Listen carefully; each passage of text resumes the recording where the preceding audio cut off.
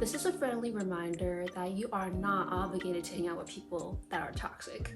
Now that as we approach the holidays, now we're being invited to gatherings that you know that there are going to be people you don't want to see. Like either they're family, or if you guys have mutual friends, or if they are friends who are toxic, you are not obligated to hang out with them. And you know who those people are. I don't know why this is so universal, like regardless of where you come from and what ethnicity you are.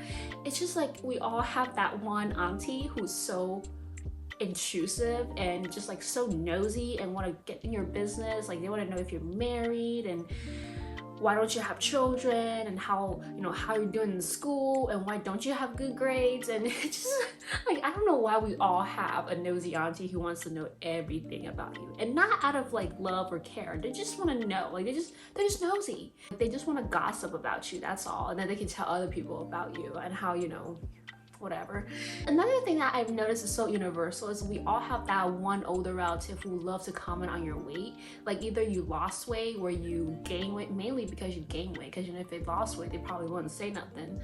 But like if you gain weight, like God forbid if you gain like 5 pounds or 10 pounds, they will comment on it. You've let yourself go, and you would be so much prettier if you're skinnier. We all have people that make us feel uncomfortable in our life, and do not go if you don't want to. You are not obligated. Be assertive, just say no. Like it's really that simple. Like don't give a lengthy explanation as to why you can't make it, blah blah blah. No, just simply decline politely, say no. Or you can just say something very simple like, I have other plans, which is true, to take care of yourself and your sanity. Remember, they will try to get you to come. Like they will either like talk you into it or guilt trip you into coming, and they will say something like, I don't know, like, grandma hasn't seen you in a long time, you don't make time for us anymore, you don't care about us anymore. Like just things like that. Toxic people, how they talk, they just come up with excuses, and they'll put the blame on you, on how you don't make time for them anymore, and how grandma misses you, and she's sad that you can't come.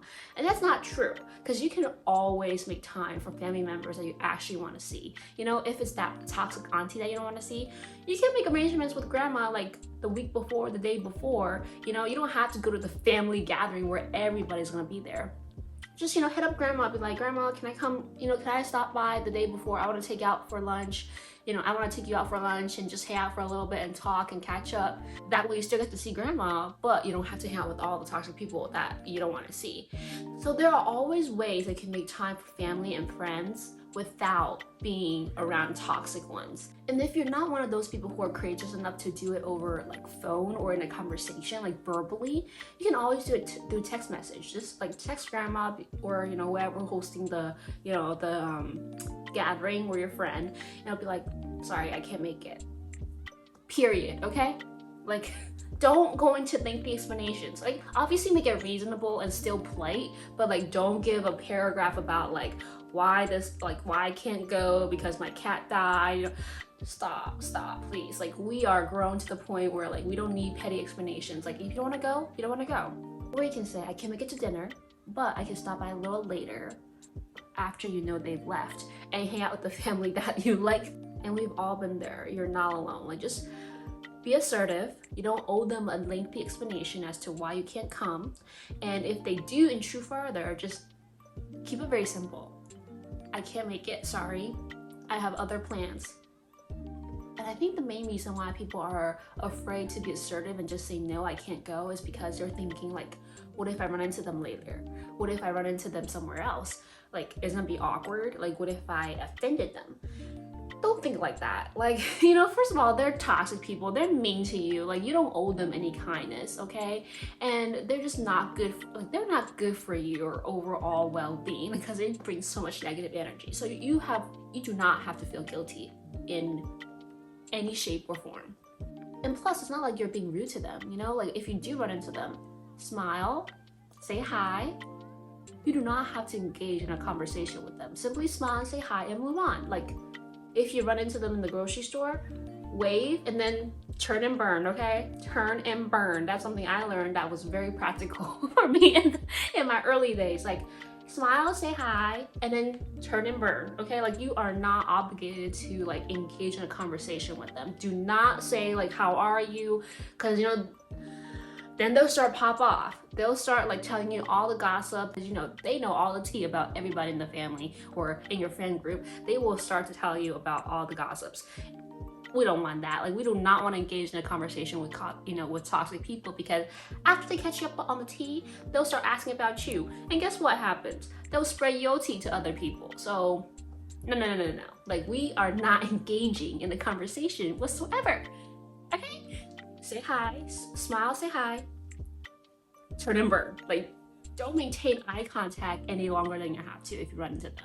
You're still polite, you're not being disrespectful, you still say hi, but like, move on with your life, okay? Like, move on with your life, whatever you're doing.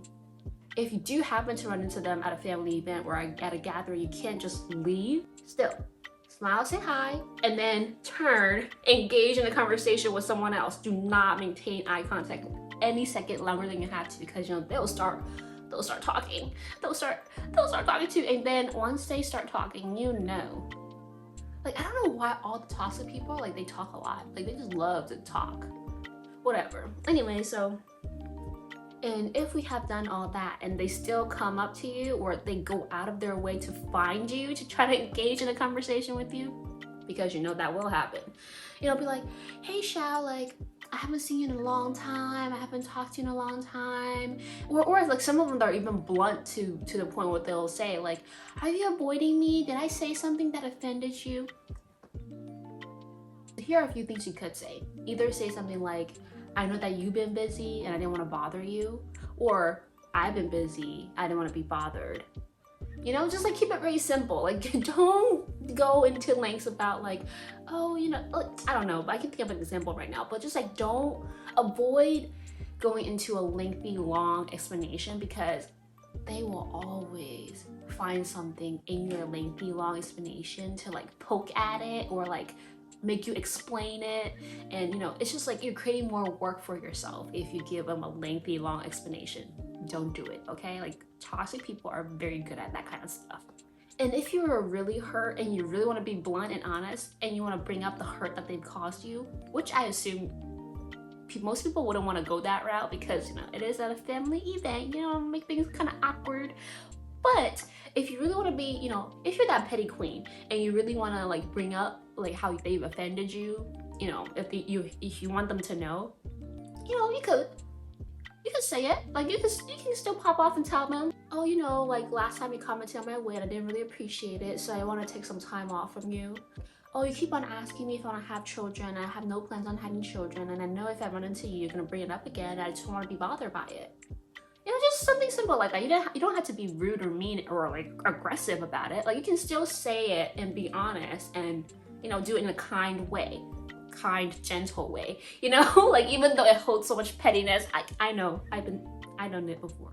And then that's when you decide if you want to further engage in a conversation with you, or you turn and burn. Okay, the key word here is turn and burn. Like, you do not have to engage in a conversation with them. Even if that's a conversation got started, you can turn and burn anytime and like get some more food, or sit next to that auntie that's actually nice to you, and then engage in a conversation with someone else. Like, or just walk away, sit in that corner.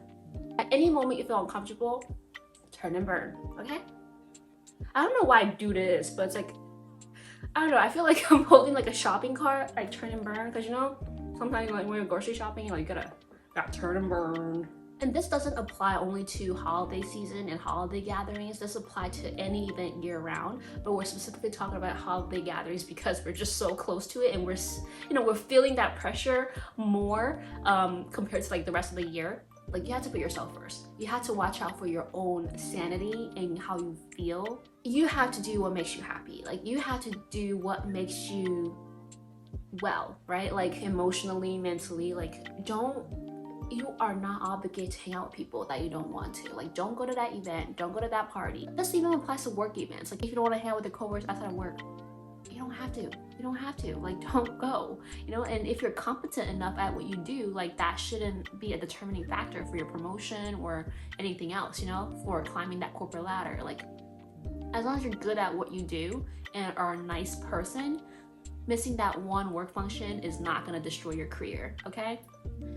And I also think that like after the past 2 years of being away from people for a long time, it takes getting used to being back to that old life of, you know, being at gatherings, you know, where you see a lot of people, where you have to catch up with a lot of people. And I think there are some, you know, anxieties that goes into that, right? Like we forgot how to socialize and we forgot, like, you know, how to behave. You know, that's definitely me. I went through that. Like when I first returned to the office, like I forgot a lot of their names. Like I know who they are, but I'm like, I have to piece the name to the face. And like there's so much catching up to do with everybody. And it's just like, yes, like you're happy to see people, but at a certain level, there is stress. Don't be hard on yourself for, you know, like feeling a little stress or anxiety because, you know, you have to see people again. Like that's normal. That's normal, especially after what we went through for the past 2 years. It does take time to get used to that. Even as an extrovert myself, it took time for me to get back into being a social setting. Like I've always prided myself on my ability to like have conversation with people and get people to like me and all that. But even me, like when I first got back into like, you know, in the office and, you know, seeing people again, like I did experience a certain level of like anxiety and intimidation and like stress because we're just not used to being in a social setting for so long. So like, don't be hard on yourself. Like once it's kind of like, you know, you it's like learning how to bike, right? Like once you learn how to bike, you don't really forget it. You just have to get on the bike and start pedaling, and then it's gonna go from there. So if you are an introvert, like I can definitely empathize with that because like I can see why it's stressful, and I can see why it's really appealing to not hang out with people. It's just not good for you overall. Like it really is. It really drains you, you know. At the end of the day, you are tired emotionally, physically, mentally, and you just want to go to bed. You have no energy for anything else. And if that's how you feel, you're not obligated to go to any of these events with these people that would train you. Okay, take care of yourself first. My name is Xiao and I'm your Bougie Minimalist. I wish you happy, healthy, wealthy, wise. I'll talk to you soon.